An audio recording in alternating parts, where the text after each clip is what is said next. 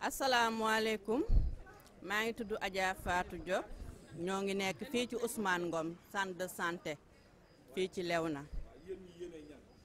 ñun ñooy waa centre de santé hôpital Ousmane Ngom ñun ñooy personnel bi nga xamante ni fii la ñuy yeewoo ba ngoon ñu dem ñibbi waaw district sanitaire bi moo ñu couvrir waaw moo ñu couvrir mais ñun waa centre de santé bi lañu waaw ñun ñoo fi nekk di fi liggéey suba ak ngoon guddi ak bëccëg kon lu fi dox ñun la waaw waaw waaw kañ ngeen commencé liggéey fii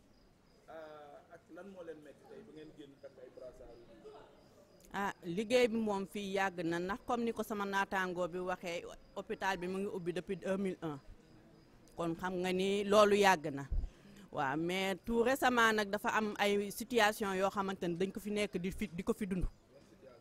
parce que hôpital bi léegi dafa commencé màgg spécialité yu bëri dugg nañ fi waaw recettes yi commencé di évoluer wu mais personnel bi nga xamante ne ñoo fi nekk di ko liggéey gis ñu ci seen bopp ñu am nag lu leen metti boobu ba léegi ñu toog di ko muñ ñii di ko wax ci suuf ñii di ko def bruit du couloir léegi nag tey bañ demee ba nga xamante ne ñëpp sës nañ ñu daal di ne léegi nañ daje dot na nañu daje ñëpp ñu toog ñu xool lu ñu metti ñu wax ko ñu xool nuñ koy saafaraa bu laajee ñu woo presse bi baa ñu dem ci préfet ak fu mu mënta dem pour wut fa wàllu pour am li ñu bëgg ñu def ko looloo waral taxawaay bi tey.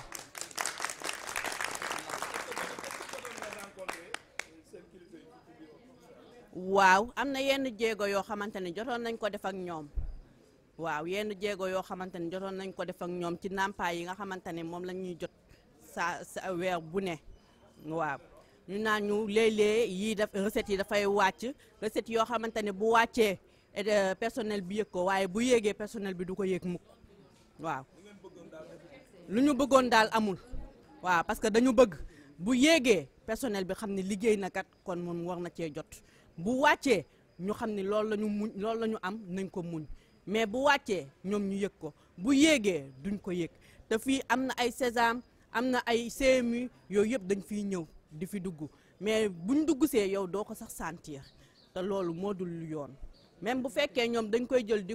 ko éponger wala di ponctionner fenn di ko fa fatt ñun bëgguñu loolu nañu li nga xamante ne liggéey nañ ko nañ ñu jox loolu bu dugg see ñu séddalewaat ñu ko ñu yëg ci suñu bopp. waaw parce que dañu am benn kii bu nga xamante ne benn coopérative bu ñu fi créé ndax boobu ba léegi depuis bi nga xamante ne ñoo ngi ubbi centre bi ba fii may wax ak yow mësuñu ko woon initier léegi biñ ko initier ak léegi mi ngi mat mu xool léegi mu mat at ndax ci nëgën yi daaw lañ ko doon waxtaanee ba sos ko léegi biñ ko initier ba pare dañu waxante woon ak waa comité bi ne leen ñun kat lii la ñu teg léegi li ñu teg pour bañ mu am benn faay ndax nit bu jotee xaalisam mën na am mbetteel bu ko ci fekk ba la mu waroon joxe du ko ci génnee léegi nañ ñu koy daggal à la source comme ñoom ñooy séddale xaalis bi buñ ko defee noonu bu ko defee ñu dajaleel ñu ko def ko ci benn chèque ñu jox ñu parce que ñun duñu ubbil suñu bopp compte boo xamante ne xaalis bi yëpp foofu lañ koy verser pour mun koo sécuriser parce que coopérative yi ñu gis nii bëri nañ mais yu ci bëri problème boobu la ñuy am ñun nag bëgguñu am problème ak xaalisu kenn moo tax ñu dem ubbi suñu compte pour di fa verser xaalis bi au début daan nañ ko def ndax agent bu ne dañ lay ponctionner 5000 francs waaw def ko chèque calculer montant global bi jox la ko ne la demal boo demee nga verser ko léegi nag il s'est trouvé que depuis un certain moment doon nañu ko jox ba benn weer ñu commencé nag di ñu tey suba ëllëg ngoon ba tey ñii mu ngi toll ci juróomi chèque yoo xamante ne mu ngi ci ñoom ba léegi jotuñu ci léegi nag loolu dañ ko ñaawlu parce que xaalis bi ñoom moomuñu ko ñun dénkuñu leen ko dañ leen sant ñu coppati bind chèque jox ñu dem jël dem verser kon ñoom waruñu ci def lenn loo xamante ne ñun yëguñu ba muy egsi fii mu egsi tey salaire yi moom comme ni ñu koy waxee séddale bi jaarul yoon ah parce que ni ñu ko bëggee mooy maanaam ku jot di nga mën a gis sa bopp ci salaire yi parce que foofu aussi du ma fa avancer lu trop parce que li ngay wax aussi faw nga maîtriser waaw dafa néew waaw li ngay jot li ngay wax faw nga maîtriser ko waaw mais daal xam naa ni daal agent yi daal li ñu jot wax dëgg fa neex yàlla satisfaire uñu waaw à part loolu problème bi nga xamante ne moom la ñuy jàkkoonteel mooy ñi nga xamante ne dañ fi yàgg a nekk fi def nañ fi ay ati waaw imagine ñu nekk fi di ko liggéey ñu nekk fi di fi liggéey mën naa wax sax ni jàppewuñu leen sax ay personnel ay volontaires lañ leen jàppale waaw parce que amuñu contrat ah amuñu bulletin de salaire amuñu dara dañuy ñëw ñu percevoir li ñuy percevoir ñu jox leen papier ñu signé ñu daal di dem maanaam li ñuy jot amul benn traçabilité ñoom ñi tey koo ci woowoon ne ko ba dalee fayeeku ba léegi indil ma lii justifié ni yow mii ci centre bi ngay liggéeyee ak fa ngay fayoo du la ko indil ndax amul benn kayit boo xamante ni signé nañ ko ak ñoom te contrat même bu fekkee sax ci wax contrat la loolu lañ naan contrat verbal même bu fekkee ci wax sax contrat la kon lépp loo xamante ni waxtaanee nga ko ak nit ba tënku ko ci biir bureau loolu jàppal ni contrat la même si c'est verbal da nga ko war a appliquer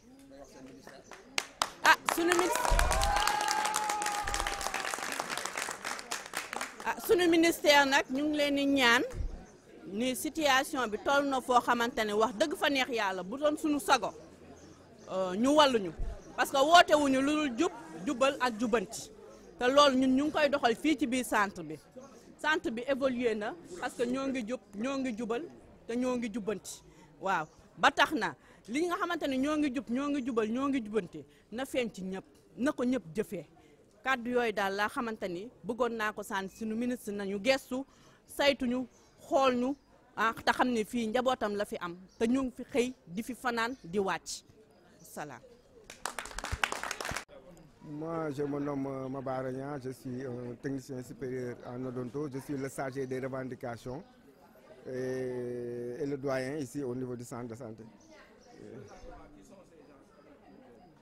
Bon, moi je suis avec tout le personnel confondu, du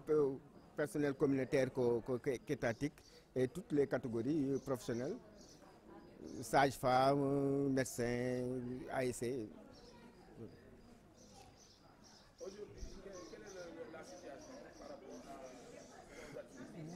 Bon, la situation, c'est que ce mois-ci, une bonne partie du personnel ont jugé que ce qu'ils ont touché comme rémunération a été très petite par rapport à la charge de travail qu'ils fournissent. Et les gens ont jugé nécessaire de se réunir et d'étaler sur la table tous ces problèmes, plus ce qui est endémique ici. Ce qui est endémique ici, c'est qu'il y a des ASC qui ont fait plus de 23 ans. Il y a des diplômés qui ont fait plus de 10 ans. Et que ces ASC-là, il faut renouveler leur contrat, en faire un contrat dignement et les rémunérer dignement. Ceux qui ont un diplôme, il faut négocier leur contrat et en faire des contrats dignes. Et les contrats classiques, c'est vrai que c'est bien, mais son avenir est hypothéqué. Parce que nous tous, nous prétendons à aller à la retraite. Mais aller à la retraite avec des années de labeur sans rien, ça c'est désolant, mais c'est ce que les gens ont constaté. Bon, les démarches, moi, personnellement, j'ai rencontré ceux à qui on doit y parler. Le médecin-chef, j'en avais parlé, le président du comité, j'en avais parlé. Moi-même, j'ai fait des démarches au niveau de l'IPRES et ça a été très compliqué. Il fallait avoir un dossier béton, ça veut dire un contrat dignement et que l'engagement du centre de santé ou bien du personnel soit. Mais comme il n'y en a pas ça c'était très difficile de le faire. Bon, on ne peut pas parler de salaire parce que le salaire, ça répond à des rubriques. Ce que les gens perçoivent ici, les gens l'appellent motivation, même si pour un agent, ce n'est pas une motivation parce qu'il n'y a aucune base légale pour les autres, pour les uns, pour les autres. Mais pour ceux qui ont dit que la motivation, c'est une somme par rapport à la recette nette, par rapport à la recette nette, et les gens ne sont, moi je ne suis pas d'accord avec cette formule-là, je l'ai dit à qui de droit, parce que il y a, au niveau de cette recette, il y a une rubrique qui est les recettes, les charges liées au personnel. Et ça, c'est un fourre-tout. On peut mettre quiconque. Il faut que les gens y définissent, par rapport au ministère jusqu'en bas, qu'ils définissent qui sont ces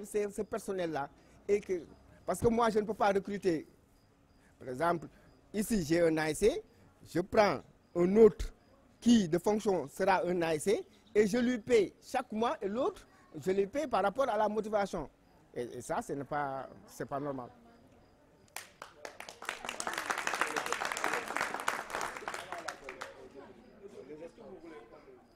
Ce que nous voulons, c'est que la conjonction soit définitive et complète. Définitive, c'est que chaque fin du mois, qu'il y ait un représentant du personnel qui siégera au niveau de la caisse et où les gens vont faire la conjonction ensemble. Et à lui-même, qui représente le personnel, de dire est-ce que cette dépense-là qu'on leur a montré, est-ce que cette dépense-là doit être défalquée ou non. Et là, si nous avons 500 francs, nous saurons que nous avons 500 francs. Si nous avons 1000 francs, nous saurons que nous avons 1000 francs. Bon, au niveau du ministère, ça c'est un peu compliqué. Parce que nous, ce que nous demandons au ministre, c'est de recruter pour nous, au niveau des centres de santé, ça il faut le demander pour tous les centres de santé, les agents qualifiés qui ont leur diplôme, et de les recruter pour peut-être alléger. Et ça, ce n'est pas à moi ou bien aux autres, c'est à nos chefs, en commençant par le médecin-chef régional, le médecin-chef du district, de faire cette demande. Nous, ce que nous pouvons, c'est de leur dire que nous sommes avec des gens qui ont leur diplôme depuis une année et qui sont là et qu'il faut aider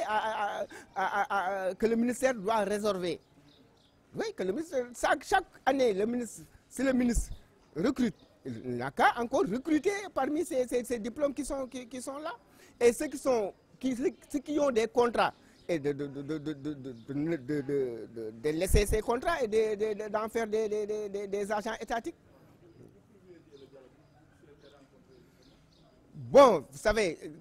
toutes les batailles ou toutes les questions vont se régler autour d'une table. Nous, ce que nous voulons, c'est d'asseoir avec ceux qui détiennent les règnes des décisions au niveau du centre, en discuter avec eux. Mais on ne peut pas en discuter avec eux sans en discuter à l'interne avec nous-mêmes. Ça veut dire qu'il faut qu'on cherche que chacun quelle est son idée ou bien sa position par rapport à tel problème. Je ne peux pas, moi, me lever un jour, aller voir le médecin-chef ou bien Bon, le sitting va se terminer bientôt. On est en train de régler les premiers problèmes. Les premiers problèmes, c'est que à partir de là, on va faire un rapport et déposer au niveau du médecin-chef.